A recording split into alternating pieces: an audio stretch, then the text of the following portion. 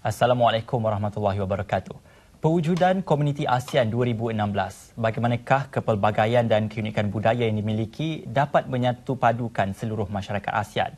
10 minit respon akan menjawab persoalan ini dan kita bersama dengan Profesor Dr. Kamaruddin Muhammad Said, Timbalan Setiausaha Agung Majlis Profesor Negara, juga Pengarah Institut Kajian ASEAN Antarabangsa, Universiti Sultan Zainal Abidin UNIZA.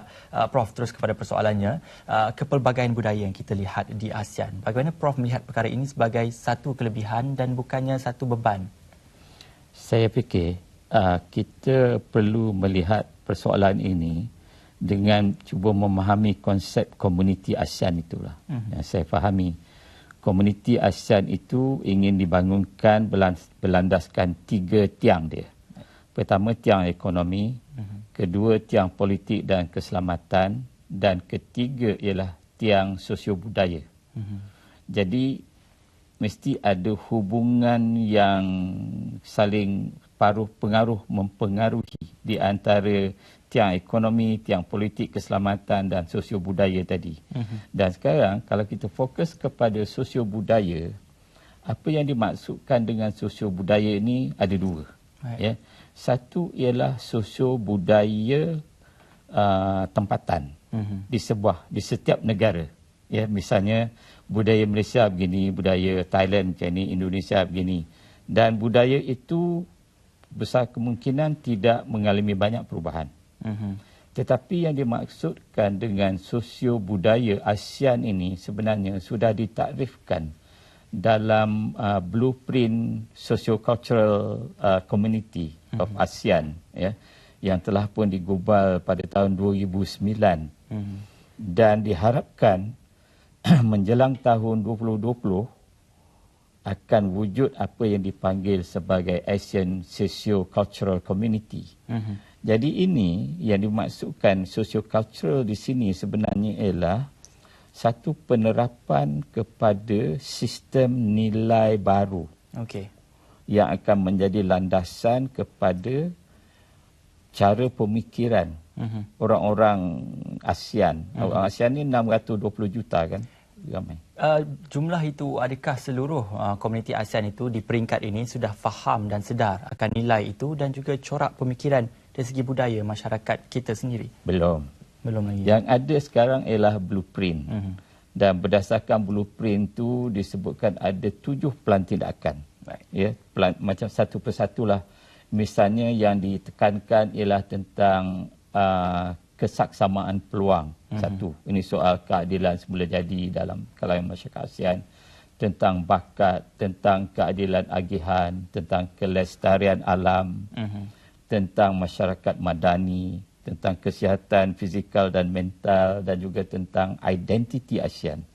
Kesemuanya itu ditakrifkan sebagai yang akan membentuk sosio-budaya ASEAN. Ini di peringkat konsep, ya, di peringkat pelan tindakan. Hanya pelaksana saja yang memahami konsep ini. Rakyat masih belum. Ya, belum dipromosikan lagi idea ni. Mungkin kalau idea ini sudah masuk ke dalam kurikulum di universiti atau di sekolah, barulah dia akan mengalir. Sekarang ini saya rasa masih di peringkat sangat awal. Dengan pewujudan komuniti ASEAN ini, Prof, adakah Prof melihat kita berada di landasan yang betul bagi penjenamaan komuniti ASEAN melihat kepada identiti budaya dan sosio-budayanya?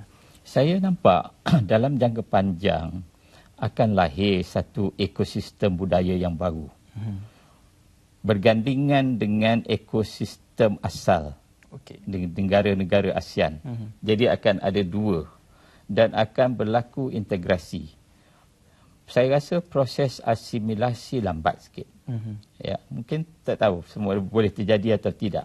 Ya, sebab setiap negara ASEAN mempunyai budaya dia yang tersendiri, yang sudah berzaman-zaman, takkan itu akan runtuh. Ya.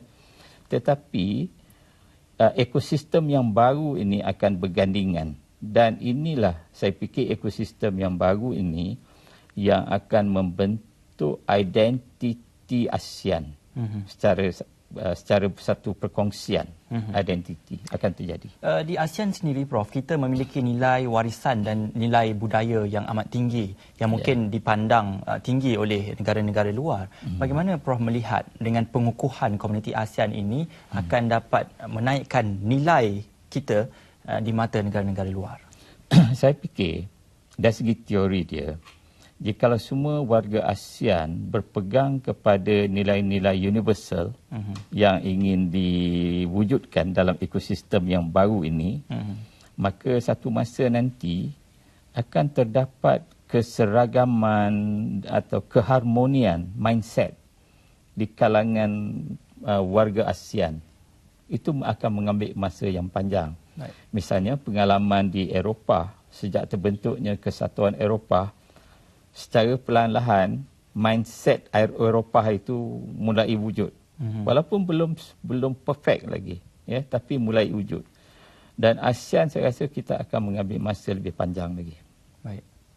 Dan selepas ini, Prof, apa lagi yang boleh dilakukan bagi memastikan agar negara-negara yang maju dalam ASEAN boleh sama-sama membantu negara-negara yang kurang berbanding negara-negara maju itu untuk terus bergerak seiring ke arah meningkatkan lagi prestasi komuniti ASEAN? Ya, macam yang saya kata pada pembukaan tadi, ada 3 tiang ASEAN, ya.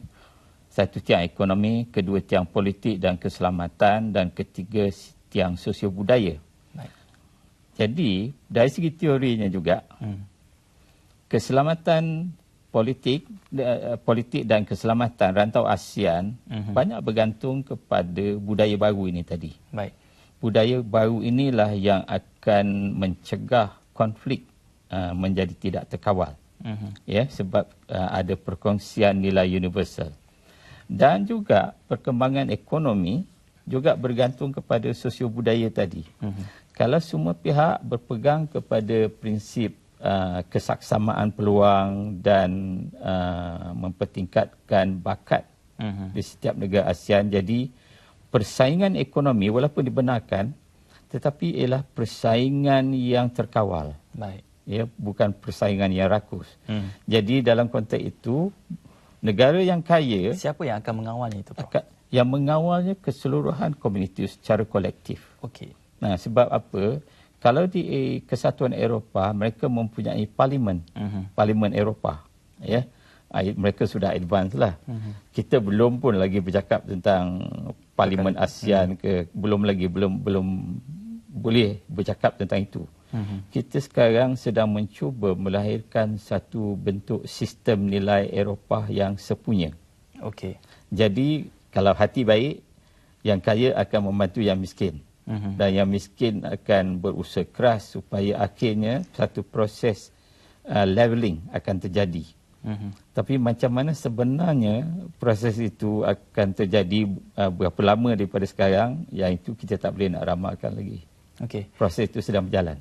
Bercakap mengenai menghormati nilai dan juga bentuk pemikiran masyarakat ASEAN juga, seharusnya negara-negara anggota juga menghormati nilai penerimaan terhadap sistem demokrasi ataupun sistem pentadbiran politik juga. Bagaimana Prof melihat perkara ini? Itu kuncinya. Kuncinya adalah menghormati sistem nilai universal termasuk sistem demokrasi. Tetapi kita perhatikan 10 negara ASEAN, setiap negara ada sistem demokrasi mereka yang tersendiri. Sebab mereka ada perlembagaan yang tersendiri. Ada kedaulatan tersendiri. Jadi kita mengatakan semua akan mengorbankan perlembagaan dia dan sistem dia yang dah diamalkan. Saya rasa kita tak boleh bercakap tentang itu lagi. Okey. Dia secara perlahan-lahan lah. Kita tengok. Ini pujukan lah. Ya. Sampai masa nanti semua orang lihat, mesti ada satu sistem demokrasi untuk ASEAN, ada parlimen ASEAN dan sebagainya. InsyaAllah. InsyaAllah. Tetapi saya optimistik, konflik boleh dapat diredakan. Baik. Kalau berlaku.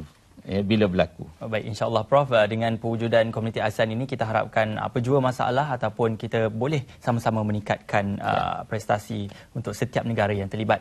Baik, terima kasih diucapkan kepada Profesor Dr. Kamarudin Mohamad Said, Timbalan Setiausaha Agung Majlis Profesor Negara. Kesimpulannya, Pewujudan Komuniti ASEAN 2016 sememangnya memberi manfaat kepada semua negara yang terlibat dan kita, Malaysia, berbangga menjadi pengerusi ASEAN bagi tahun 2015 dan kita nantikan apakah yang akan kunjung tiba pada tahun 2016 nanti. Jumpa lagi minggu depan. Assalamualaikum.